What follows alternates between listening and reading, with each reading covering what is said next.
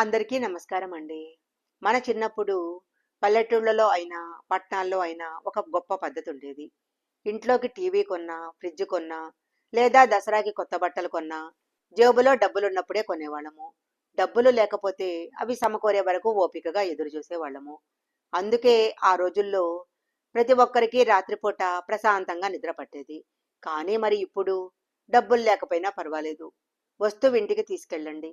నెల నెలా కట్టుకోండి అనే ఆఫర్లు పెరిగిపోయాయి. బై నౌ పే లేటర్ అంటూ క్రెడిట్ కార్డులు మన జోబుల్లోకి వచ్చేసాయి. క్షణాల్లో ఆన్లైన్లో అప్పు పుడుతుంటే అవసరం ఉన్నా లేకపోయినా వస్తువులు కొనేస్తున్నాము. చివరకు ఈఎంఐలు కట్టలేక అప్పుల ఊబిలో కూరుకుపోతున్నాము. ఈ ఈఎంఐ మాయాజాలం నుంచి ఎలా బయటపడాలి? అప్పుల గురించి మన పూర్వీకులు ఏం చెప్పారు? మన ఇంటి నిర్వహణలో ఏ మార్పులు చేసుకోవాలి? ప్రశాంతమైన జీవితాన్ని ఎలా గడపాలి అన్న విషయాల గురించి మాట్లాడుకుందాము. చాణక్యుడు ఒక అద్భుతమైన మాట చెప్పారు. రుణశేషము, శత్రుశేషము, అగ్నిశేషము ఉంచకూడదు. అంటే అప్పుని, శత్రువుని, మంటను ఎప్పుడూ కూడా కొంచెం కూడా మిగల్చకూడదు. వాటిని పూర్తిగా అంతం చేయాలి.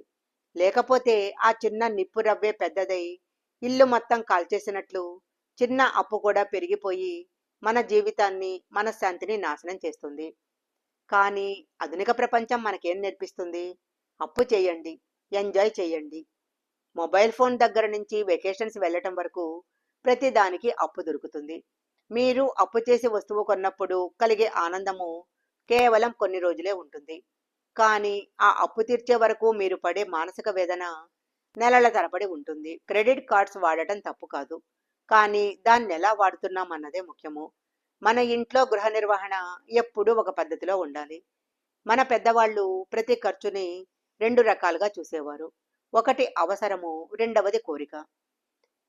ఉదాహరణకు ఇంటికి సరిపడా రేషన్ తేవటము, పిల్లల ఫీజులు కట్టటము ఇవన్నీ కూడా అవసరము. కానీ ఇంట్లో పాత టీవీ బాగానే ఉన్నా పక్కింటి వాళ్ళు కొన్నారని మనం కూడా ఒక పెద్ద స్మార్ట్ టీవీ ఈఎంఐలో కొనటం కోరిక. ఈఎంఐ అనేది కేవలము ఇల్లు కొనటానికి లేదా మీ కెరీర్కి ఉపయోగపడే ఎడ్యుకేషన్ లోనికి మాత్రమే వాడాలి. అంతేకాని చేతిలో ఉన్న ఫోన్ బాగానే పనిచేస్తున్నా ₹1,00,000 పెట్టి ఈఎంఐలో కొత్త ఫోన్ కొనటం ఎంత మాత్రం తెలివైన పని కాదు. అది మిమ్మల్ని ఆర్థికంగా వెనక్కి నెట్టేస్తుంది.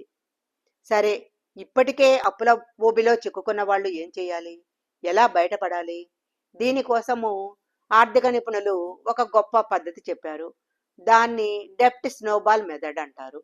ముందుగా మీ అప్పులన్నిటినీ ఒక కాగితం మీద రాయండి. క్రెడిట్ కార్డు బిల్లులు, పర్సనల్ లోన్స్, బంధువుల దగ్గర తీసుకున్నవి. ఇందులో అన్నిటికంటే చిన్న అప్పు ఏదో చూడండి. మీ నెలవారీ బడ్జెట్లో అనవసరమైన ఖర్చులను తగ్గించుకొని ఆ డబ్బుతో ముందుగా చిన్న అప్పును పూర్తిగా తీర్చేయండి. ఒక అప్పు తీరిపోయిన వెంటనే మీకు ఒక తెలియని ధైర్యం వస్తుంది. అప్పుడు ఆ ఉత్సాహంతో రెండవ చిన్న అప్పుని టార్గెట్ చేయండి. అలా చిన్న వాటి నుంచి మొదలుపెట్టి మొత్తం అప్పులన్నీ కూడా క్లియర్ చేసేయండి.